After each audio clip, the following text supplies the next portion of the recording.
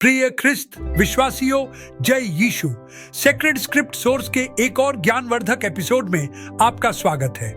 हम आज आपको ईश्वर की शांति के हृदय में एक गहन यात्रा के लिए हमारे साथ शामिल होने के लिए रोमांचित हैं। उथल पुथल और अनिश्चितता से भरी दुनिया में हम सभी शांति और स्थिरता की उस मायावी भावना की तलाश करते हैं। आज हम एक ऐसे विषय पर चर्चा करेंगे जो हमारे संघर्षों और आशाओं के मूल को दर्शाता है। अराजकता के बीच शांति, ईश्वर की शांति को अपनाना।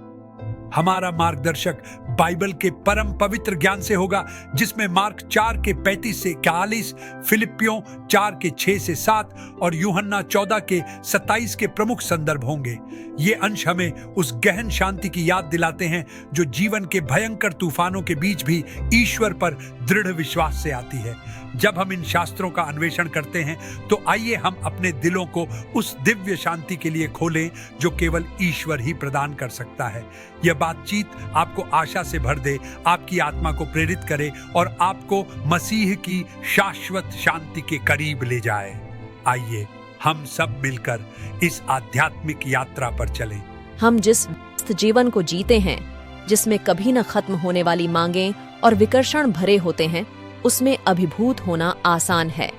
हमारे आसपास की दुनिया निरंतर अराजकता की स्थिति में है, जो हमें अलग अलग दिशाओं में खींचती है, जिससे खंडित और थका हुआ महसूस करते हैं। लेकिन इस अराजकता के बीच शांति का एक गहरा वादा है, एक ऐसी शांति जो सभी समझ सकते हैं, एक ऐसी शांति जो केवल ईश्वर ही प्रदान कर सकता है। इसकी कल्पना करें, एक छोटी नाव भयंकर तूफान में फंस गई। हर तरफ से लहरें टूट रही थीं, हवा गुस्से से चिल्ला रही थी और आसमान अशुभ बादलों से काला पड़ गया था। यीशु के शिष्यों ने खुद को गलील की झील पर ऐसी स्थिति में पाया। अनुभवी मछुआरे होने के बावजूद वे भयभीत थे। उन्हें यकीन था कि वे मरने वाले हैं। अपनी हताशा में वे यीशु की ओर मुड़े, जो नाव के पिछले हिस्से में शांति से सो रहे थे। अपनी उन्मत्त अवस्था में उन्होंने उसे जगाया, चिल्लाते हुए, गुरु, क्या आपको परवाह नहीं है कि हम डूब जाएं? मरकुस 4:3। हमारे जीवन का कितना सजीव चित्रण। हम अक्सर खुद को तूफानों के बीच पाते हैं, परित्यक्त और भयभीत महसूस करते हैं और सवाल करते हैं कि क्या ईश्वर हमारे संघर्षों को नोटिस भी करते हैं? लेकिन शिष्यों की तरह हम भी यीशु की उपस्थिति में सांत्वना पा सकते हैं। वह उठे, हवा को डांटा और लहरों से कहा, चुप हो जाओ, शांत हो जाओ। और हवा शांत हो गई और यह पूरी तरह से शांत हो गई। मरकुस 4:39। यह कहानी सिर्फ एक ऐतिहासिक विवरण नहीं है, यह एक शक्तिशाली अनुस्मारक है कि यीशु सच्ची शांति का स्रोत है। प्रकृति पर उनका नियंत्रण उनके दिव्य अधिकार को प्रकट करता है और हमारे जीवन में उनकी उपस्थिति एक गहन शांति लाती है। लेकिन हम अपने दैनिक जीवन में इस शांति का अनुभव कैसे करते हैं? सबसे पहले हमें परमेश्वर के साथ एक रिश्ता बनाना चाहिए। जिस तरह एक पौधे को पनपने के लिए पानी और सूरज की रोशनी की जरूरत होती है, उसी तरह हमारी आत्माओं को पोषण की जरूरत होती है, जो ईश्वर के साथ समय बिताने से मिलती है। फिलिपियों 4 के 6 से 7 में पौलुस लिखते हैं, किसी बात की चिंता मत करो, परंतु हर एक बात में प्रार्थना और विनती के द्वारा धन्यवाद के साथ अपने निवेदन परमेश्वर के सम्मुख रखो। तब परमेश्वर की शांति, जो समझ से परे है, तुम्हारे हृदय और तुम्हारे विचारों को मसीह यीशु में सुरक्षित रखेगी। प्रार्थना एक शक्तिशाली साधन है। यह परमेश्वर के साथ हमारा सीधा संवाद है, जहां हम अपने दिल की बात कह सकते हैं, अपने डर को व्यक्त कर सकते हैं और उनका मार्गदर्शन मांग सकते हैं। लेकिन यह केवल बोलने के बारे में नहीं है, यह सुनने, शांत रहने और परमेश्वर को हमारे जीवन में बोलने देने के बारे में भी है। प्रार्थना के माध्यम से हम अपने अस्त व्यस्त जीवन में परमेश्वर की उपस्थिति को आमंत्रित करते हैं और उनकी शांति हमें घेरने लगती है। एक और महत्वपूर्ण पहलू है परमेश्वर के वचन में खुद को डुबो देना। बाइबल ज्ञान, सांत्वना और मार्गदर्शन का खजाना है।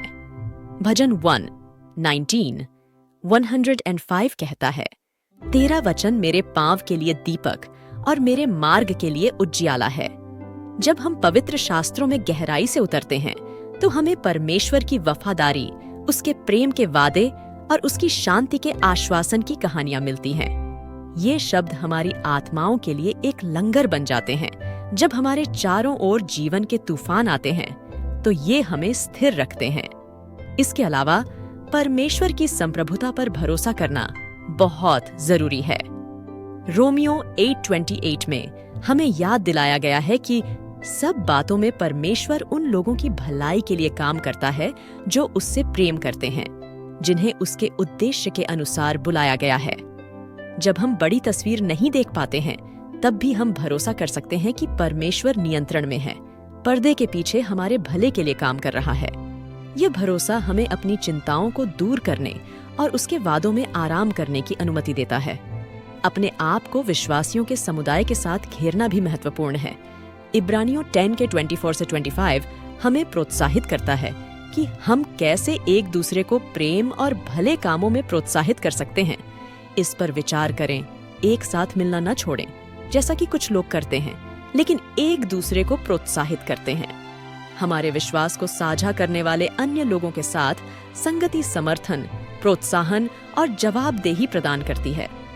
साथ मिलकर हम तूफानों से निपट सकते हैं, एक दूसरे को ऊपर उठा सकते हैं और एक दूसरे को ईश्वर की अटूट शांति की याद दिला सकते हैं। इसके अलावा कृतज्ञता का अभ्यास करने से हमारा ध्यान इस बात से हट जाता है कि हमारे पास क्या कमी है और हमारे पास क्या है। 1 थिस्सलुनीकियों 5:18 हमें निर्देश देता है कि हर परिस्थिति में धन्यवाद करो, क्योंकि मसीह यीशु में तुम्हारे लिए परमेश्वर की यही इच्छा है। कृतज्ञता हमारे जीवन में बड़े और छोटे आशीर्वादों के प्रति हमारी आंखें खोलती है और संतुष्टि की भावना को बढ़ावा देती है।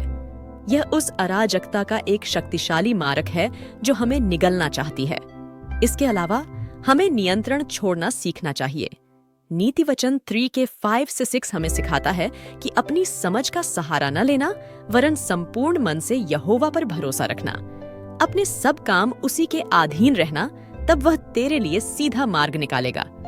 समर्पण का अर्थ है सब कुछ प्रबंधित करने की अपनी आवश्यकता को छोड़ देना और यह भरोसा करना कि परमेश्वर की योजनाएं हमारी योजनाओं से कहीं अधिक महान हैं। विश्वास का यह कार्य अपार शांति लाता है, यह जानते हुए कि हमारा जीवन एक प्रेमपूर्ण और सर्वशक्तिमान परमेश्वर के हाथों में है।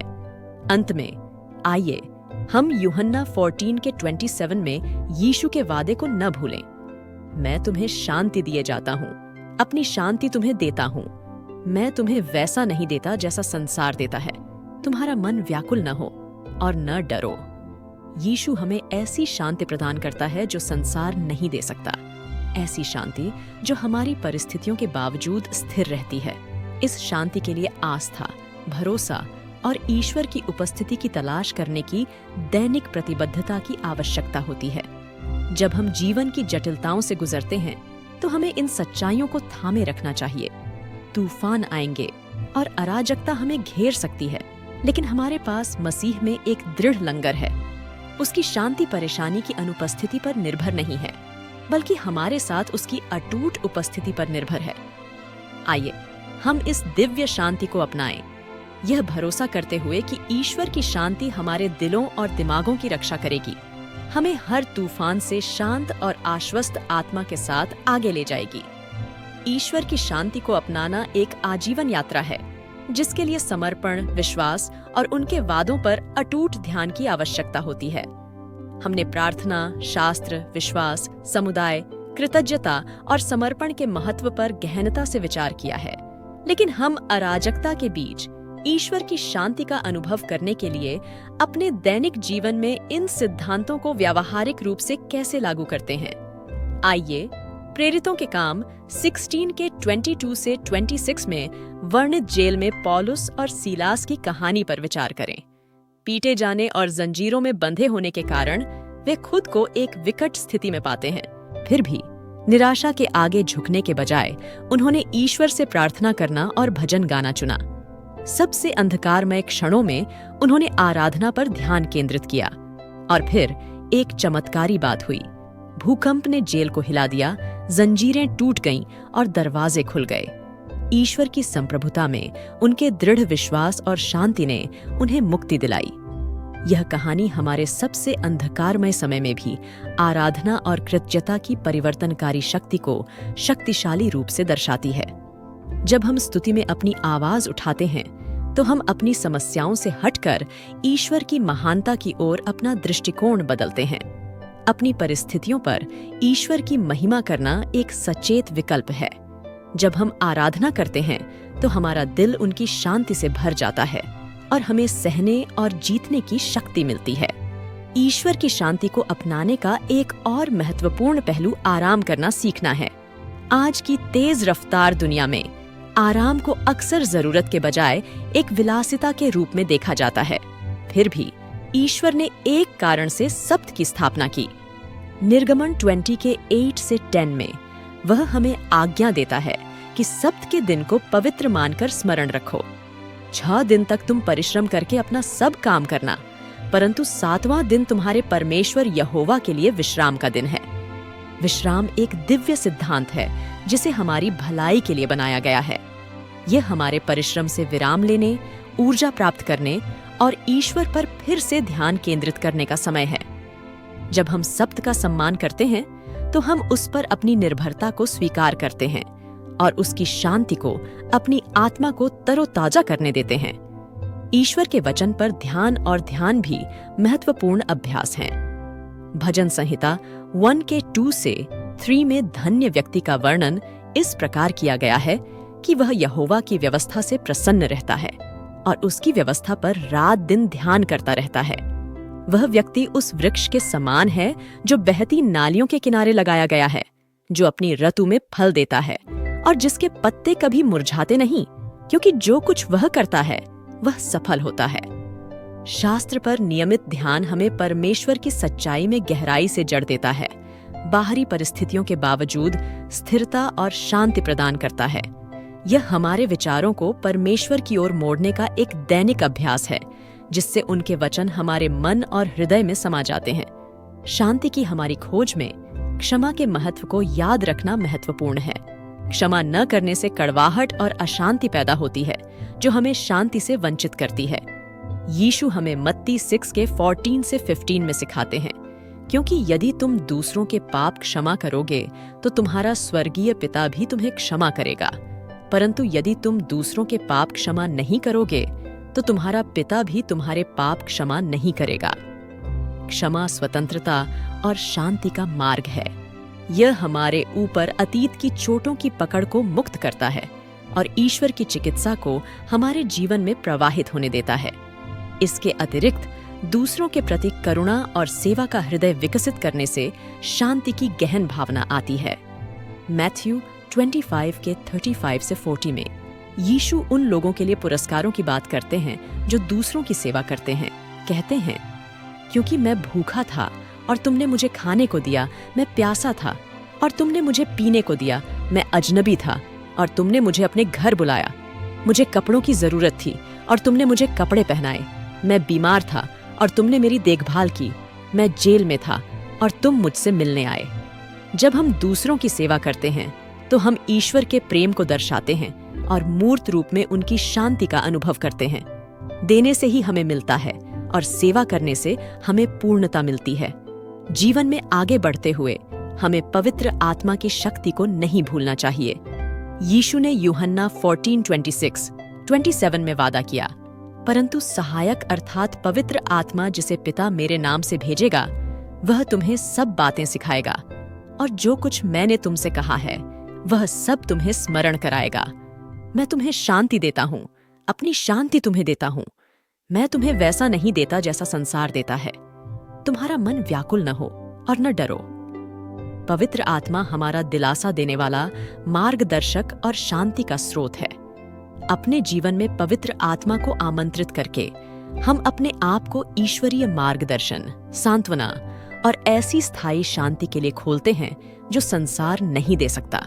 अराजकता के बीच शांति खोजने की इस खोज को समाप्त करते हुए आइए हम यशायाह 26:3 में दिए गए वादे को थामे रहे। तू उन लोगों को पूर्ण शांति में रखेगा जिनका मन दृढ़ है, क्योंकि वे तुझ पर भरोसा रखते हैं। परमेश्वर की शांति उन सभी के लिए एक वादा है जो उस पर भरोसा रखते हैं। यह ऐसी शांति है जो समझ से परे है। मसीह यीशु में हमारे हृदय और मन की रक्षा करती है। प्रिय दर्शकों, जैसे जैसे आप अपने विश्वास की यात्रा जारी रखते हैं, याद रखें कि आप अकेले नहीं हैं।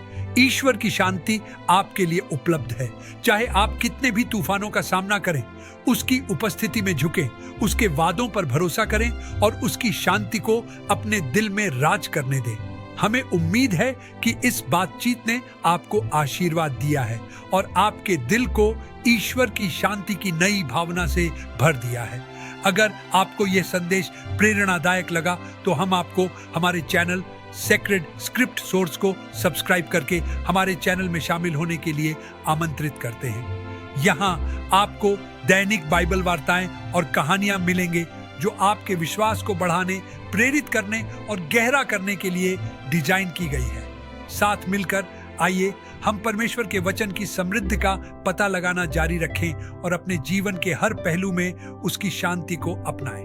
देखने के लिए धन्यवाद और परमेश्वर की शांति जो सभी समझ से परे है, मसीह यीशु में आपके दिलों और दिमागों की रक्षा करे।